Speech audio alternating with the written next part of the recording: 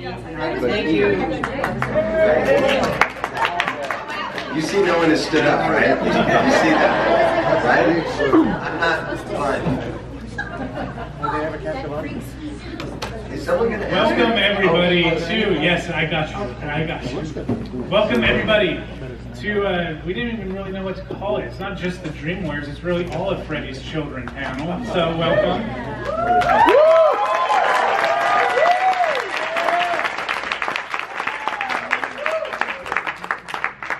Starting right here, my Nancy. Hello.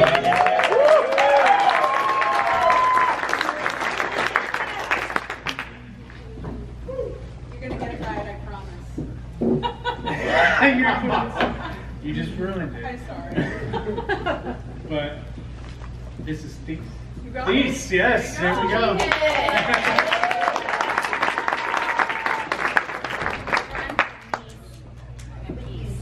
Well, she was throwing thesis statement at me. We walked in there. Statement. I'm thinking college. Masters. Freddy's first kill, Mrs. Wyss. Wyss. It's not Wyss, it's Wyss. Wyss. Everyone, Wyss. Wyss.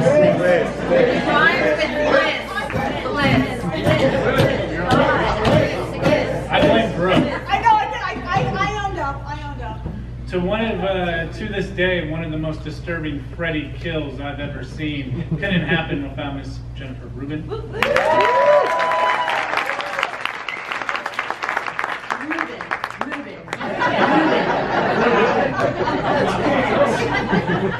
The muscle of the Dream Warriors.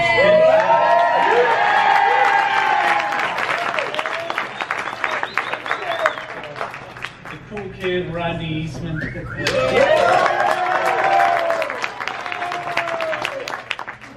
And what would the team be without, say it, can you say it? Can you just say it? I am the Wizard Master. Yeah.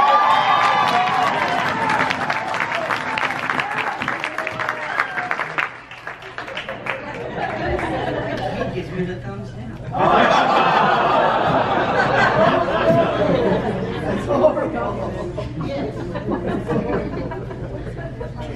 I guess for organizational purposes, I mean, Nightmare on Elm Street is such a great franchise in the horror community. We can start with Heather and go down. What did it mean to each of you guys to be attached to the Nightmare on Elm Street franchise? Wow. We can start with the easy one. It means that you are attached to the greatest horror movie of all time. I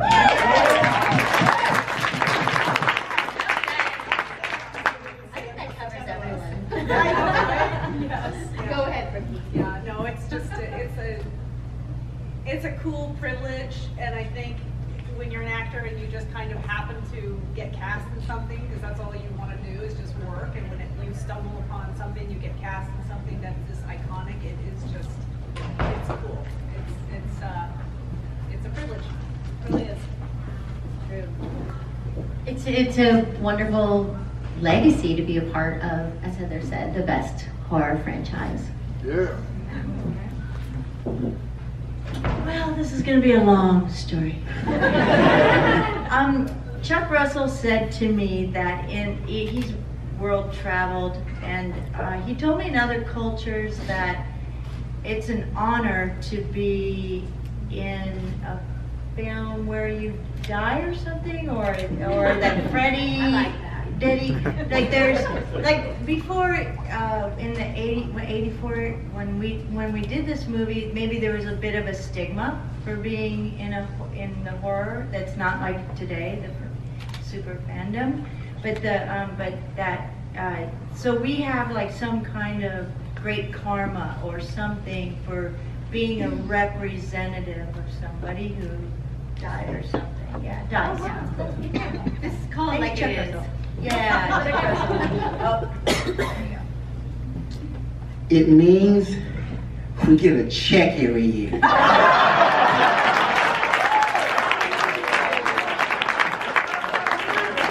we just bring it home. No, for me, it means just like take everything everybody has said, you just put it together in a basket, and it just means that we made another family that I appreciate.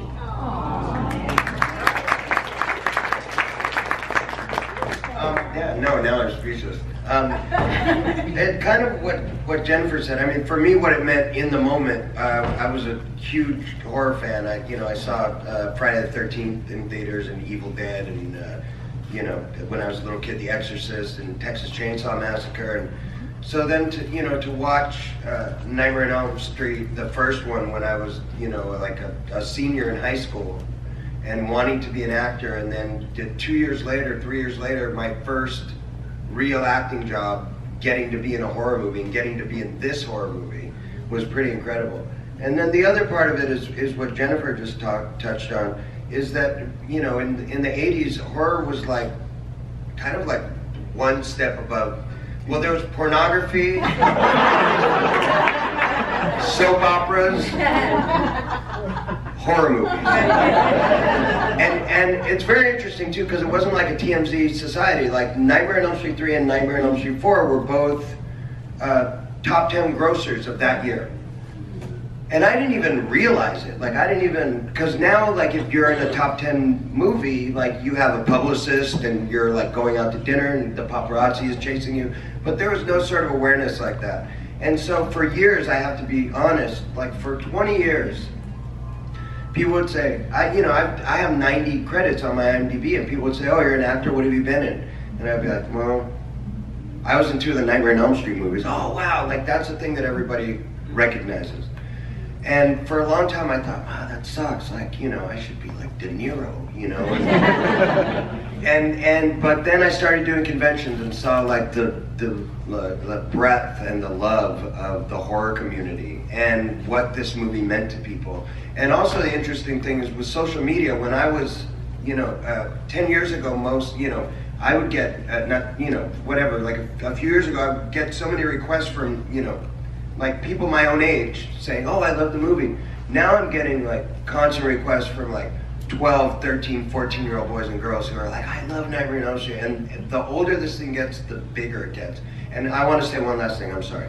But I used to say, I used to feel like I was like, I don't want to put them in the same category, but I felt like Nightmare on Elm Street was sort of an embarrassment before. And now I feel like being embarrassed that you're in Nightmare on Elm Street is like being embarrassed that you were in The Godfather. And then the next thing that I figured out is that if you go to like a third world country somewhere and you say Don Corleone, they'll be like, huh? But if you say Freddy Krueger, they're like, oh yeah, Freddy Krueger. And like my little, sort of joke about The Godfather, like, 5 years ago, now it's like kind of even more popular than that in sort of global pop culture, which is really interesting, and I'm really proud to be part of it. Sorry for rambling. So to kind of wrap it all up at the end, the legacy is an incredible thing to be a part of. And again, just like what Ken said, it's an incredible family. And the greatest thing is that we get to see each other over and over again. Right on. It's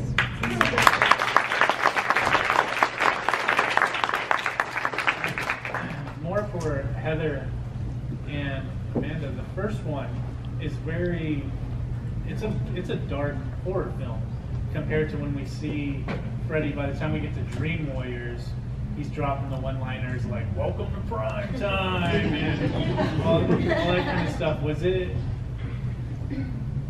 on the set of the first one compared to Dream Warriors or New Nightmare? With Robert Englund, he seems like he's always like a lighthearted guy, but the tone of the film is so different. Was that kind of a transition to go from what was a darker film to Dream Warriors is a horror film, but he's dropping the lines as he's taking the kids out? I think I just had a chance to watch Nightmare 3 all the way through without stopping last weekend, and people always say he's dropping the one-liners and he's so funny, but I actually found him so much more evil in 3 than he is in 1. In 1, he's not seen that much, and we don't really know his personality. We see that he's getting us in our, and of course he's so violent with Amanda's character, and he doesn't drop any one-liners, so we don't really know what his personality is. And then in 3, I think he's so evil. I mean, his one-liners are funny. I mean, welcome to prime time, bitch, and all of that. But I just did not laugh at all when I saw it last weekend, because I was seeing it for the first time, and it was petrifying. It was so evil, and I wasn't laughing. And so I think this idea that we're all laughing at his jokey one-liners is something that happens after you've watched it 20 times, and you're drunk, and you're like having fun with your friends. But when you're seeing it, and it is scary, and I don't think he's the jokey guy there. I mean, later on, maybe in 5 and 6, it kind of becomes more jokey. But he's super evil in 3, and I don't think we should get him off the hook by saying he's not. Just pure evil. Pure evil. Yeah. That was my Can I say normal opinion. Yeah. I think, real fast, I think that's why part 3 works so well, because it's kind of that first transition one where it is getting more sort of jokey and tongue-in-cheek, but it still has that underpinning of like real horror, you know? Yeah. And I mean, especially with your character, I mean, it's horrifying. Because I had it with Freddy. I watched it last weekend, and I was surprised at how absolutely evil Freddy was. I mean, because I'd been kind of convinced, like, oh, he's so jokey. No, he was really scary, and he's mean, and that's what I felt like we didn't see that much in 1. How mean he is. You know? Then how you said you don't actually see him that much in 1. So I think like, well, no, you get terrified. You get really terrified when he's dragging you around. You get terrified. That's different than me. And in your dream, it's like establishing the whole idea of being asleep, seeing Freddy. It was simple. It was like, you go to sleep, there's Freddy. But in 3, they went one step further. It's like, he's in your dreams when you're asleep, and he's going to torture you in a way that is going to really, deal with your your own psychoses that you have in your own life. And that's the second step. It's really scary, more scary. Yeah. How was it filming that scene? Your scene? The death scene? Yeah. Well, the truth is, really, in that movie, the entire first 20 minutes, I'm dying, really. Like, he comes into it. It isn't just a death scene. Yeah, it's like, a long dream. It's a long dream that we kind of come in and out of. And, I mean, there's so many things about that. It's so brutal and sad, and it really sets you up to believe, like, anything could happen. And I think that, I think the brutality of it and the sadness of it, I think, is what hooks people to be emotionally involved in this film. And I think that the sadness of my character's struggle, because I'm the first person to see him and fight him, is that I had read somewhere that all great horror is intrinsically sad, and Tina's fight with him in ultimate death is incredibly heartbreaking in many ways, and I think that's what hooks people into the movie emotionally. And I think that then, or possibly the whole entire series, and then the fear, once you're emotionally involved with something, you're affected much deeper than if you're and that interpretation is so much better than the one that you hear, like the easy pat. Oh, she's the one who's loose, and she's the sexy one, and she has the boyfriend, she's gonna get laid that night. Like, that is not the reason Freddy is after her. No, Freddy is after her because she is the most vulnerable of the 4 of us, and she's the easiest one to pick off early. It has nothing to do with, like, any of her sexuality, of anything. It's about her being the child of this, divorced mom who's left her alone, abandoned her by herself. Her friends are there to keep her company. It's a sad situation that, we all know about. We're all part of that. But it's also, when you say the word child and you put that musical song in the beginning, that sweet little lullaby in the beginning, it really is childhood, child, innocent, corruption, sad. Yeah. Heather's husband wrote that song? Boyfriend? Oh, you mean the 1, 2, Freddy's Coming For You? Yeah, we kind of picked that out of the piano on one of the very days before we did the bathtub scene. I never knew that. Yeah, because he was a jazz pianist, and I'm like, I need a tune. I don't know. The one I would know, like from childhood, is in a major key. Really, it's not that minor scary key, and so he just kind of changed it around a little bit for that scene in the bathtub. And it's just so. Yeah, they liked it. Yeah, they used it. Question for the whole Dream Warriors group. What did you guys, when you guys first got wind of what the concept of the movie was going to be, that you guys were going to like form this team to combat Freddy? You know, what was your first thoughts about that? Because that's a concept that you know, up until that point, I mean, you guys are his most formidable foe. Like you actually, I mean, Ira, you shock him with your lightning. You get him. Yeah, man, and I thought I was going to get him for sure. Chuck Russell told me that the editors were saying that all the fans are going to be really pissed that I got to die. But it was an incredible feeling. I mean, you know, as a character, well, I always grew up playing Dungeons and Dragons, so that was a lot of fun. Thank you, Aubrey. When I actually got the audition to actually play it, I was just me. That was me you saw. But it was a great, incredible feeling to actually have the power to go after Freddy. You know, blowing up that wheelchair, and then just having that feeling of overcoming and feel like I'm going to take this motherfucker down. You know, and so it was great. And then, of course, he got me and killed me. That was the bummer part. What can I say? We auditioned together at the Dream Warriors. Did you guys really? We auditioned. Well, we did the group therapy session, right? Oh, I remember we got together and did a group, like dream therapy session. That was at the audition? And yeah, you know, like. We had already gotten the jobs though, I think. No. We had a reading in Westwood. It was like this. It was in that one building on Robertson and Beverly. Right. And then we all go up there and we do a group. We would go in and we sit in a circle. Yeah, we sit in a circle. I guess you were the only one in that group that got the job. No, you were there. We all did that. No, but I remember we all went and did like a whole day of dream therapy. Like we got like a handout. We were supposed to go home and read and all about dreaming. And That was in Westwood. that was in Westwood. So I remember for sure. We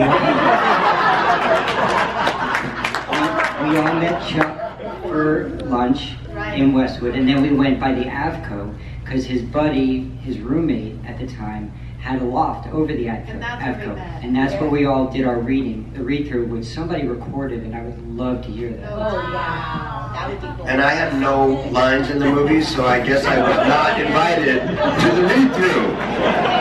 I swear to God, this is the first time I've ever heard of this read-through. There, Rodney. Was I? There.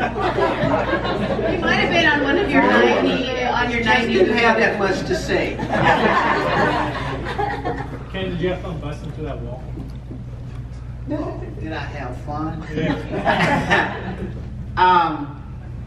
Because that was when we busted. Right. I remember I was afraid because at that time I didn't know anything about physical acting and stuff, so I actually thought I had to really bust through it. And in the movie, it looks like a bunch of like tissue paper. I mean, because I didn't know anything about Nightmare on Elm Street when I got the call. I thought it was insulting because they had described the character as being, like a 29-inch waist and he was bodybuilding. My thigh was 29 inches. So Helen and I, we was at a convention and I was telling her what happened, that I actually went in there and almost cussed them out because they said just be yourself. And I remember what you just said. So I think Chuck really hired a lot of us that was able to let us be ourselves. So I had the attitude that day, and Ken Cade had an attitude, and I was myself, and I'm a pretty good customer, so I said a few choice words, and I think that I had. But back to your wall thing. I'm so glad your mama wasn't there. She would have been so embarrassed. She never saw it. Oh, good. But she never stopped accepting this check. She always accepted it.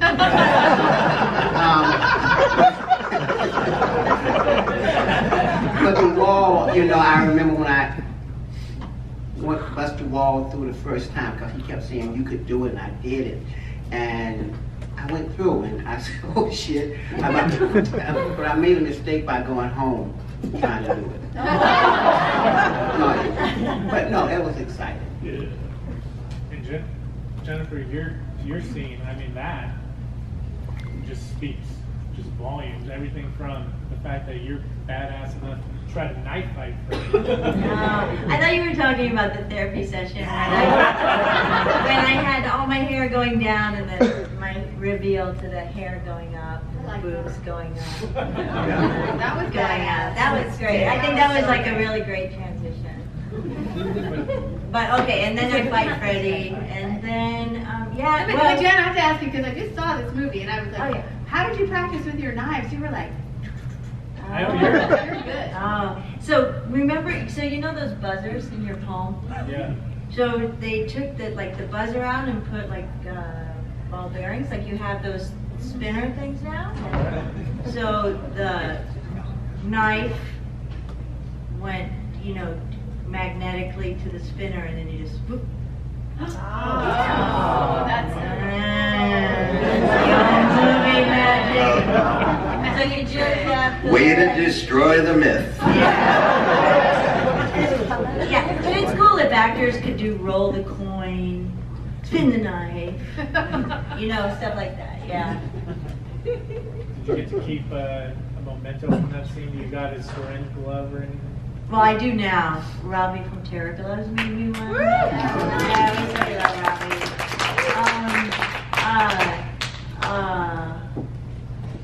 No. The focus during that scene was I had this condom glued to my side of my head, and then my head was going to explode from the drugs. Oh, yeah. And so when he sticks it in and goes, what a rush, then you see a vein go, and then hopefully my whole head, but just it's like my eyelids popped off or something like that. And then I have behind the scenes, like all of our deaths, just 5, I would be the one who has all of them. But you could just hear Chuck go, oh no, all that setup, 6 hours of prep. It didn't work. But it would have been too much. And they maybe they would have cut my part or something if it was work. Yeah. Because I have enough fan mail from kids who have quit using drugs because of that scene.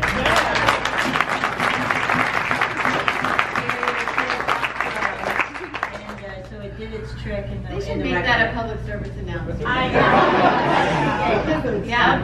The party will get you. Yeah, Universal in LA and Orlando, they've done multiple haunted houses based on the franchise. And they've reenacted a lot of the kills from Nightmare 3. But I gotta tell you, as a patron, walking through a haunted house, the scariest kill I've had to experience firsthand is Roach Motel. And so you walked in to this room, you walk around the corner, and the thing that you immediately noticed is that the flooring was different. It was spongy. Like lunch, you saw Freddy, they had a huge LED screen and Freddy's eyes came in. And then, of course, immediately after, the actress with huge cockroach arms is all up in your face. It was scary. It was scary, yeah. They got us. That scene, that whole transition, because it's even more, it works the flow of you running down and things are coming and you eventually transform. I mean, that must have been a hell of a day in itself, huh? Yeah, well, it was like a week and a half. Yeah. Yeah, there was 3 major sets. There was a set where I used the weights, and I was in the box, and my arms crack, and then I sit up, and then my arms fell off, and then this coming out, and then I'm running down the hallway that is actually starts small and goes large, so it makes me look like I'm getting smaller. And then, so I did that one, and then we go to the actual Roach Motel, and that was like a, I don't know, 18-hour day, I think, shooting in that. I'm actually in the cockroach costume. I don't know, a lot of people don't know that, but you can see my legs sticking out, and I'm working the movement of sitting up and stuff, and then I have cables going down, working the antennas and stuff. So, How did you get the part? How did you get the part? Sorry. Just How did you get the part? just a normal audition. Just got lucky that it was fun death. Who knew, right? I always think about that scene anytime I'm on a weight bench. Elbows, oh my God, every time. When you see Rodney, you can't actually really break your arms. Yeah. No, it doesn't work. I think in the movies it does. With you, Heather, after Dream Warriors, you come back, of course, for New Nightmare.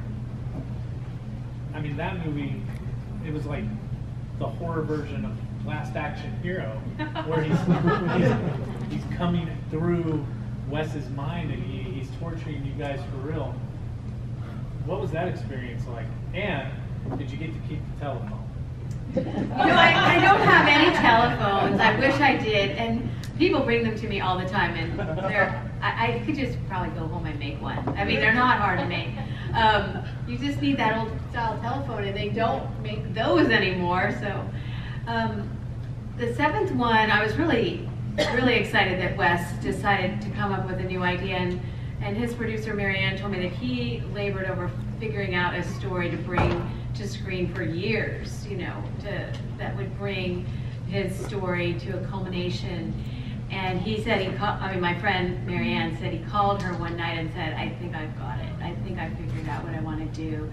And so he wrote the script and submitted it to me, and I looked at it and I said, no way, this is never going to be good. It's going to be terrible.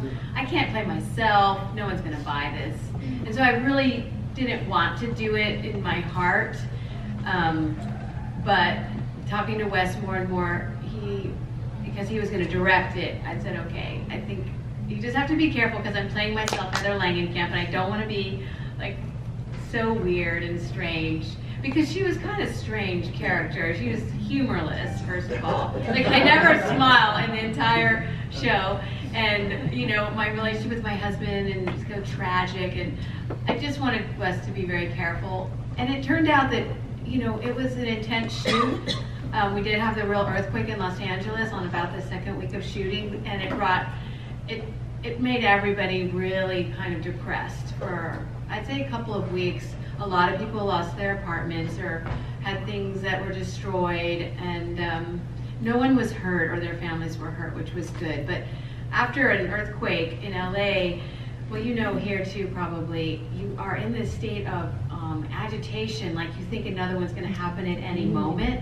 So everyone was on edge to a degree that I've never experienced, and Wyss was trying to keep everybody jolly and laughing, but I think you see that tension on screen. It was very palpable, and working with everybody as their real selves was just really cool. And being with Bob Shea at his real office at New Line Cinema, and then acting with Wes Craven. That wasn't his real house, but it was every day was a big challenge because it's hard to be yourself. It's hard to be natural. It's hard to bring a character and then try to do both at the same time.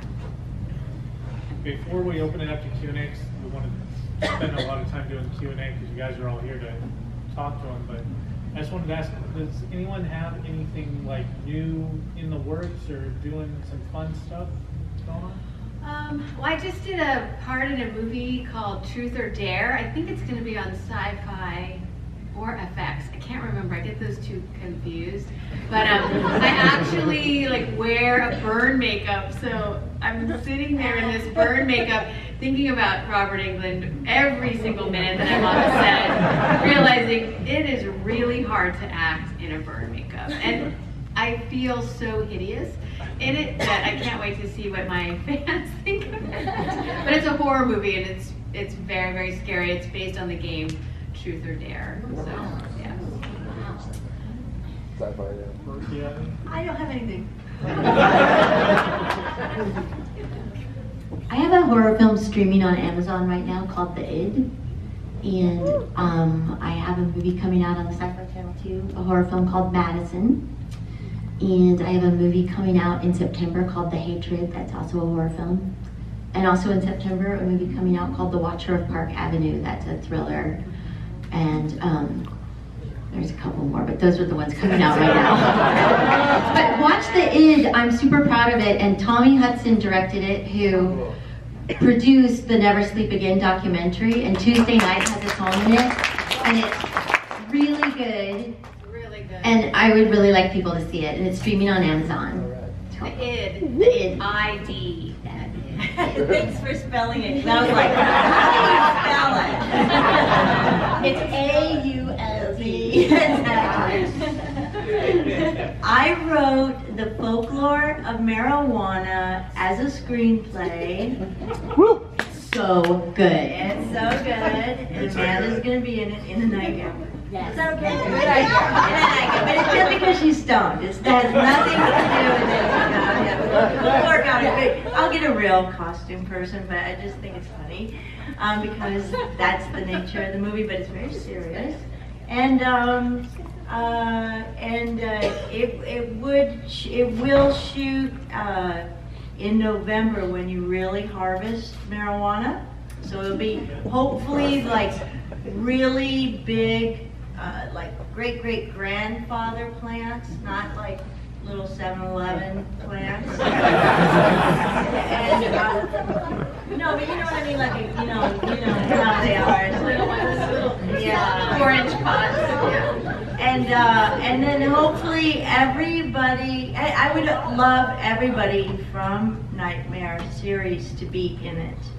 I would like that because it's a community.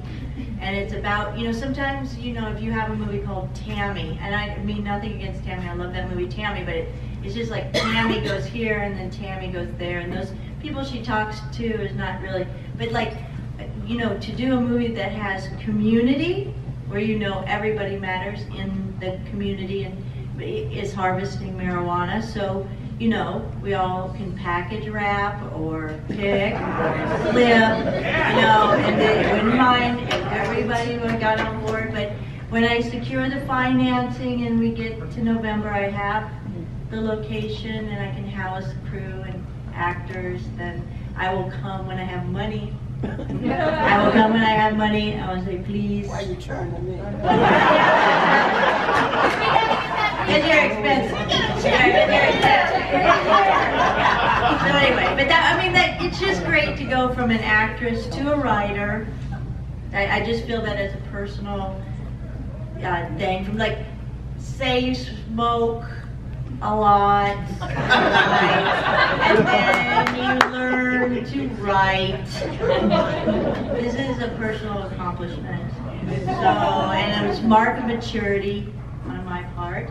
So there, I'll pass it.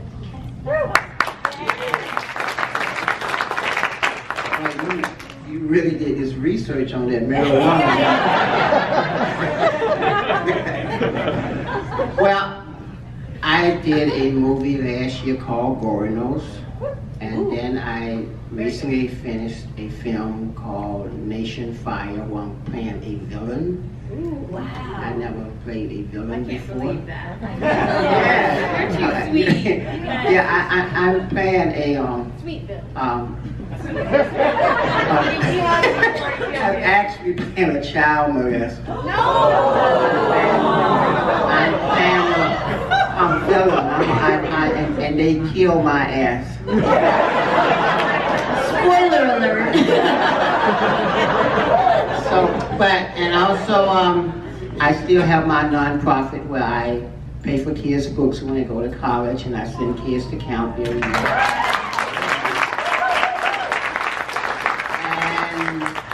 And as of this past May, 2 things happened.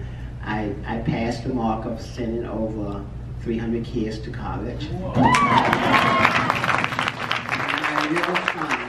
My oldest son, May the 7th this past year, received his PhD in education.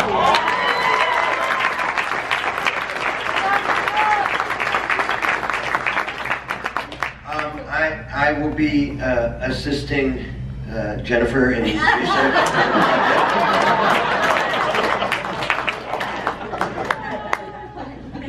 also working with my representation to make sure that I never follow Ken again at a panel because he's already stolen 3 of my jokes. But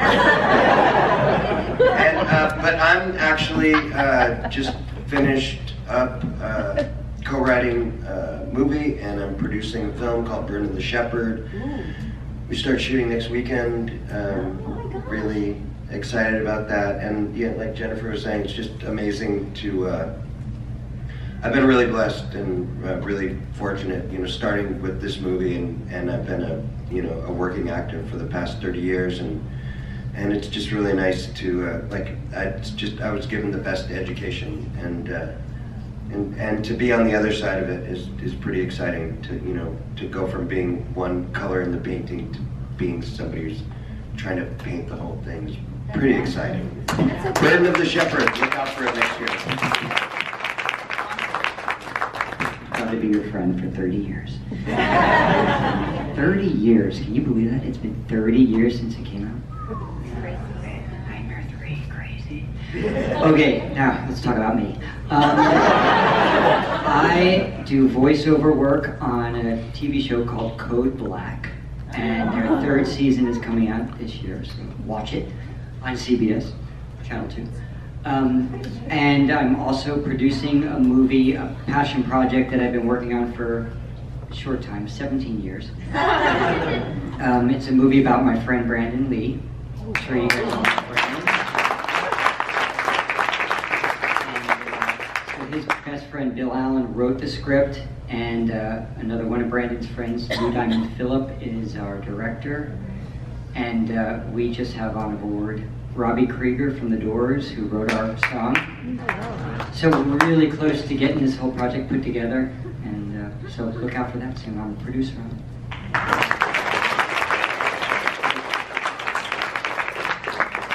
Hey, let's open it up for some Q&A. Right? So, Rodney, I need to know what it felt like. I knew to you were going to talk to Rodney right away. Go ahead. No, thank you. I need to know how you did that waterbed scene. Me too, Rodney. Fully clothed. But I mean, seriously, that was legit. That was pretty. Yeah, I mean, it was. I like the actual technical specifics. So it was a room that was built up about 4 feet off the ground, and there was this giant 6-foot deep water tank that was built underneath the bedroom. So I want to do a diagram. So like half of the waterbed, half of this tank was the waterbed, separated by a wall. So you had to climb up this ladder, dive in the water, swim under the wall, and go back up with the plastic over the top. So once you were in there waiting for cameras to roll, you just had to tread water and just push up so that there was an air hole that you could breathe under. There was no tanks or anything. I told you the level of making horror movies back then. It was the Wild West, and that's why all these young kids are in horror movies, because they're like, yeah, we could throw them around. Like they're fine. They'll do it. And so it's true. And even Robert was in there. That wasn't even a stuntman. That was really Robert, down in there with me. And so in the end, when you see me in the bed, that was before we did the whole scene where he rips it apart and everything. And so that was the first shot we did. I just had to swim under and just try and float to the top and look dead, And it was really hard because it was, I don't know how regulated the set was. So that tank was held together with epoxy and all sorts of random chemicals. So if you opened your eyes in the water, it was like someone was pouring salt in your eyes. It was really brutal, Oh, that's crazy. Well, I got rid of my waterbed. Oh, you did? Yeah, you and just about everyone else in the world. I mean, can you find a waterbed now anymore? I don't know. Does anyone know anyone with a waterbed? No. I rest my case. Good job. Thank you. And also a little trivia, I just gotta say, I think it's really interesting. I think in horror movies in general, there's always a naked girl running around. In all 7 Nightmare on Elm Street movies, there's only frontal nudity in 2 movies, 3 and 4. And I got to be invented then. Got the little guy right there. Yeah. Yeah. This is an embarrassing question. I don't know how to say it about being embarrassed. It's for Rodney. It's about in part 3. In the movie, I just heard this. I want to know if this is true. When you walked away from the group in part 3 to go with that nurse, and it turned out it was Freddy. During the transformation, instead of cutting over, and then it turns back as Freddy. Oh god. It's okay. It said that it would.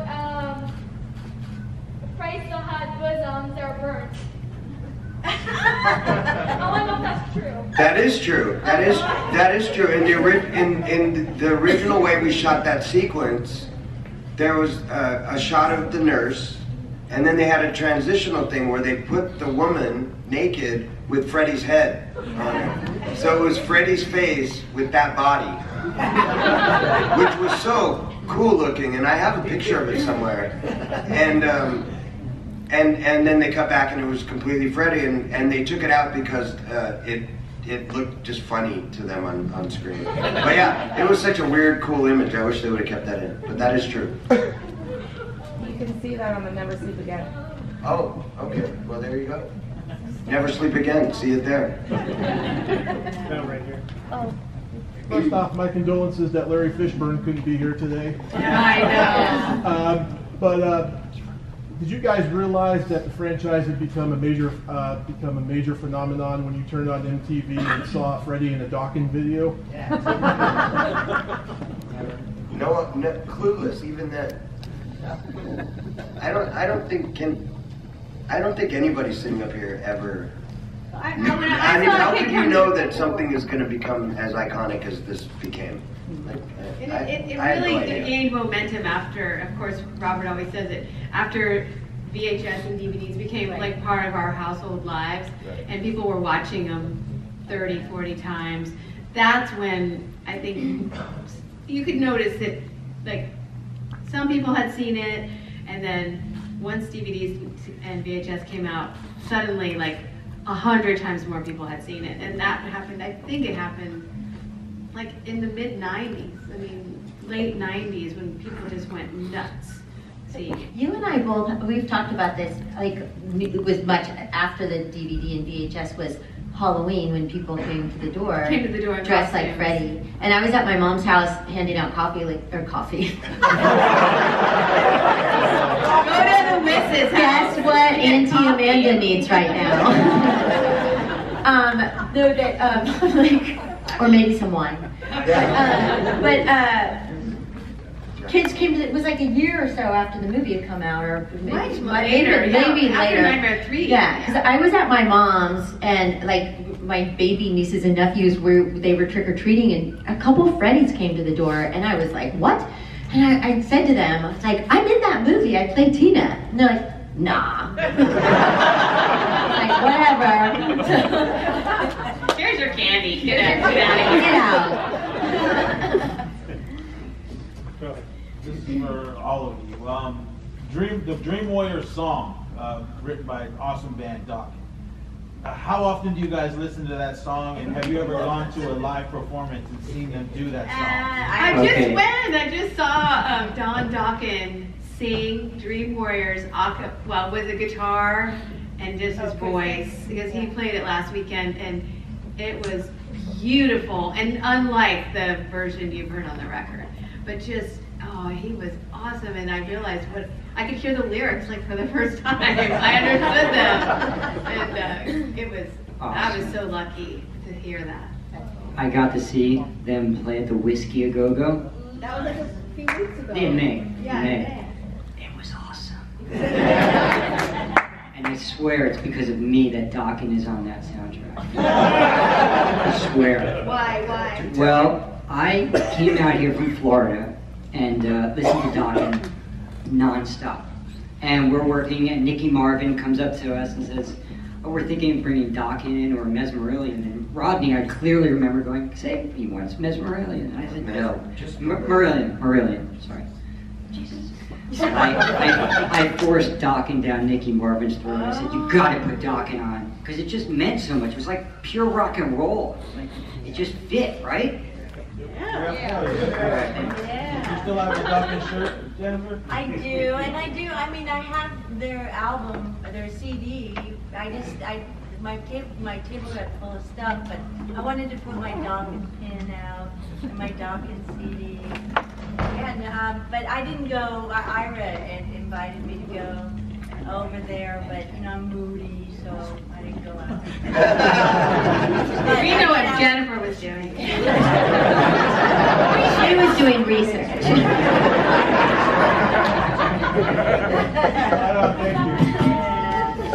Guys, we are actually out of time, but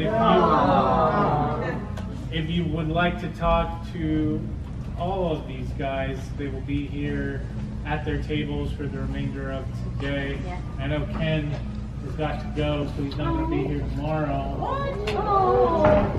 So if you want to talk to Ken, you got to do it right now. The rest of them will be back I have a question for tomorrow. Ken. How did you do that car scene in the beginning? Of what, four? The car scene, the junkyard. You would bring up the death scene. No, I want to know how they did the cars. Before you talk about it, remind everybody that you were, what did you say at the last con? About how you survived number 3 and how proud you were about surviving number 3? Oh, because, I'm the first black to ever survive a major horror movie.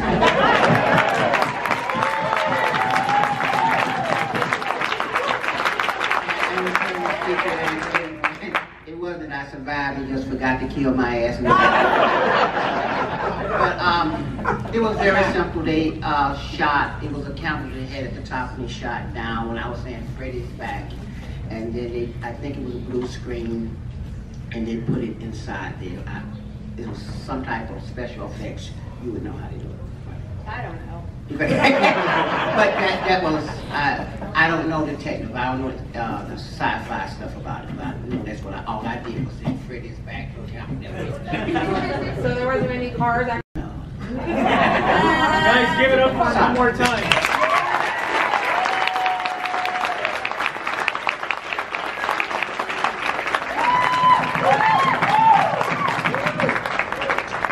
Thank you so much. See us at our tables.